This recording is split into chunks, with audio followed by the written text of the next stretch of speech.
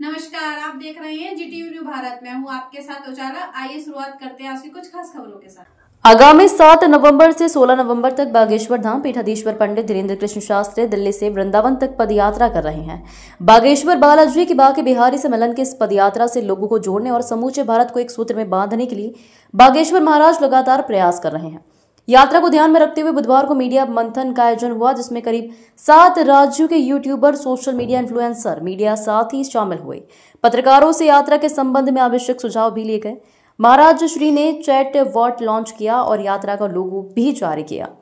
सिद्धपीठ बागेश्वर धाम में आयोजित मीडिया मंथन में महाराज श्री ने सभी उपस्थित मीडिया साथियों से आग्रह किया कि वह सनातन हिंदू एकता पदयात्रा की बात जन जन तक पहुंचाएं, क्योंकि भारत को जोड़ने में मीडिया की महत्वपूर्ण भूमिका है।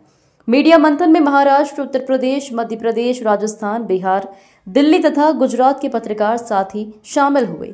महाराज श्री ने कहा कि यह यात्रा राजपीठ से धर्मपीठ तक है। पहले भारत को जोड़ेंगे, फिर भारत को अखंड बनाएंगे। उन्होंने कहा कि यात्रा का मूल उद्देश्य जाति पाति की दीवार तोड़कर सबको हिंदू राष्ट्र के लिए एक करना है। इस मौके पर सनातन हिंदू एकता पदयात्रा का लोगो भी जारी किया गया।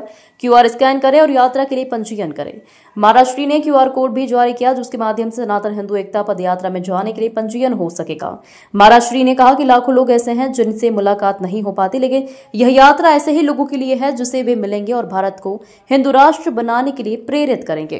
कुछ बिंदुओं के आधार पर रखी कुछ दिनों से जब से दूसरी पदयात्रा का संकल्प हमने सबके सामने कहा, तब से बहुत से लोग दिल्ली वृंदावन की पदयात्रा से शायद कुछ लोग कुंठित हुए और उन्होंने तरह तरह की चालाकियां प्रारंभ कर दी, चाहे वो साइबर हमला हो, सोशल मीडिया पर प्रायोजित वीडियो हो, या गलत थंबनेल लगा करके वीडियो को प्रसारित किया जाए। उससे भी कोई दोए नहीं है। वो अपना काम कर रहे हैं, हमें अपना काम करना है। हाथी चले बाजार, हम नहीं कहलवा सकते। पर आज की मीडिया मंथन जो रखी गई, हमारी प्रार्थना है धाम की कोई भी जानकारी आप प्रसारित करें तो धाम की टीम भी है, मीडिया टीम भी है, यहाँ 24 घंटे रहने वाले लोग भी हैं, पत्रकार भी हैं लोकल के। कृपा करके उनसे पहले क्रॉस चेक करवा, ताकि गलत चीज बिना तथ्य के प्रसारित ना हो और आप लोगों पर और आपकी विश्वसनीयता पर कोई उंगली उठाए। दूसरा आज का बिंदु मीडिया मंथन का, जो धाम की सेवाएं लगातार चल रही, निश्चित रूप से आप जन जन तक पहुंचा रहे हैं। हम आपसे मिल भी नहीं पा रहे थे। हर 4, 5, 6 महीने में हम लोग मीडिया मंथन के द्वारा आपके प्रश्नों के उत्तर दें। आपके प्रश्न केवल आध्यात्मिक होने चाहिए, आपके प्रश्न राष्ट्र से संबंधित होने चाहिए, आपके प्रश्न ऐसे हों जिसमें राष्ट्र का भला हो, आपके प्रश्न ऐसे हों जिसमें सनातनियों का भला हो, आपके प्रश्न ऐसे हों जिनके उत्तर आज का समाज या जिसे कहते हैं जी जनरेशन पाना चाहता, उन तक हमारी बात पहुंच। राजनीतिक टिप्पणियों पर कोई भी प्रश्नावली नहीं होगी, लेकिन हर 5-6 महीने में हम लोग मीडिया मंथन के द्वारा अपने आपके प्रश्न होंगे, उत्तर हमारे। तीसरा बिंदु, आज आपको प्रमुख रूप से इसलिए बुलाया गया, मीडिया मंथन का जो संवाद रखा गया, आगामी 7 नवंबर से 16 नवंबर तक देश की स्थिति बदलने के लिए, देश में जो ऊंच नीच छुआछूत की दीवार है, उस दीवार को मिटाने के लिए, विश्व बंधुत्व की कामना के संकल्प को पूर्ण करने के लिए, यमुना माँ को बचाने के लिए, गौ माता को राष्ट्र माता बनाने के लिए और भारत को हिंदू राष्ट्र बनाने के लिए भैया हम फिर से पदयात्रा करेंगे। वो हमारी पदयात्रा भैया इस बार 7 तारीख से शुरू होगी नवंबर में, दिल्ली के कात्यायनी माता मंदिर से वृंदावन के बांके बिहारी पर होगी। जय श्री राम। यमुना से यमुना तक की पदयात्रा है, माया नगरी से माधव की नगरी तक की पदयात्रा।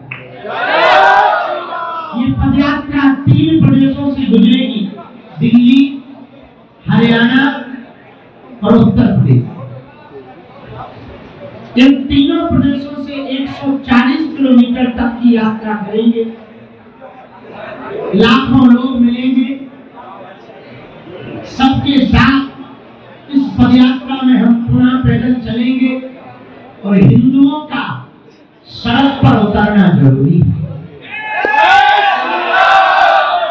उसके पीछे ताकि सामाजिक समरसता हो, भेदभाव मुक्त भारत हो, हिंदुओं में एकता हो और हमारी यमुना महारानी बच जाए, निर्मल हो जाए, ताकि उनका जल फिर से बांके बिहारी पर चलने।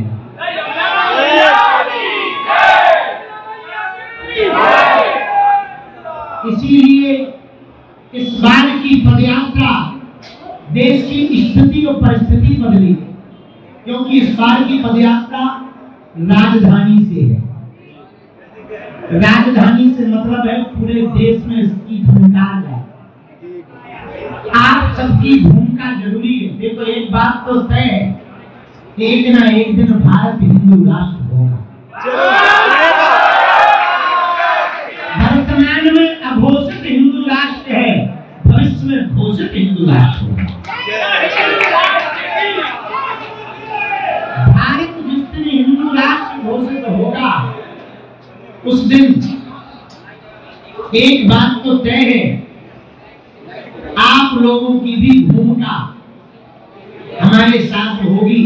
तो आपकी जब पीढ़ी आएगी, नाती पोता होंगे, तो वो भी कहेंगे कि जब गुरुजी पैदल चले थे हिंदू राष्ट्र के लिए, तब हमारे दादाजी भी उनके संगे बीबिया वाली बनकर गए।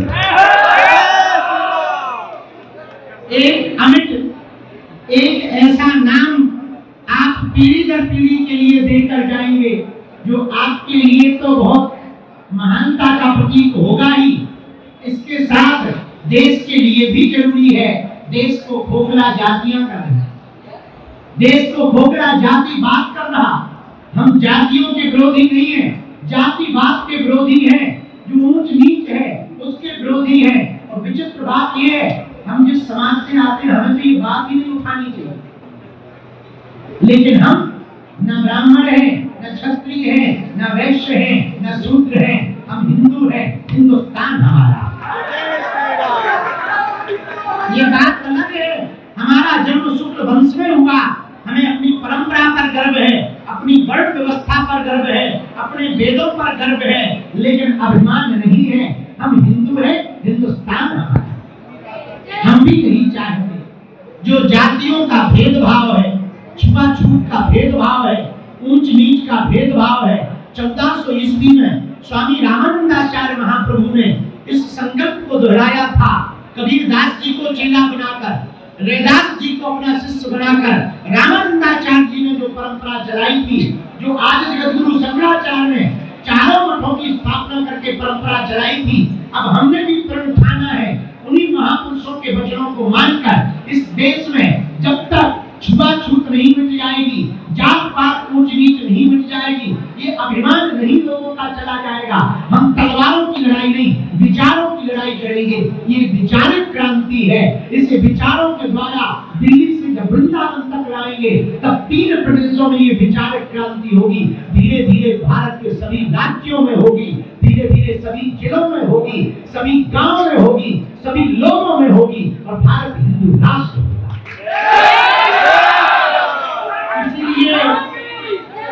इसीलिए हम जगन्नाथ भैया अपना धाम छोड़ छोड़कर, अपने कार्यों को छोड़कर, कथाओं को छोड़कर पद यात्रा कर रहे हैं। भैया हमारे साथ ना तो कोई है, ना तो हम किसी पार्टी के लिए कर रहे हैं, न किसी पार्टी को जिताने के लिए कर रहे हैं। ये पदयात्रा सनातनियों की है। जिस पार्टी में सनातनी है उस पार्टी की है, नहीं किसी नेताओं की यात्रा है। भैया इस देश को हिंदू राष्ट्र बनाने के लिए एक ही रास्ता है, पूछो क्या? साधु संतों का कमंडल और बागेश्वर धाम का सुंदरकांड मंडल। तो संतों ने तो आशीर्वाद दे दिया, ब्रजवासियों ने आशीर्वाद दे दिया, वृंदावन वाले सभी संतों ने आशीर्वाद दे दिया, दिल्ली के सभी महापुरुषों ने आशीर्वाद दे दिया। अब भैया आप लोगों से प्रार्थना है, 2-2 दिन का टाइम की छुट्टी ले लेना, 7-7 दिन की छुट्टी ले लेना। 7 नवंबर से 16 नवंबर तक दिल्ली से वृंदावन तक की तैयारी कर लेना।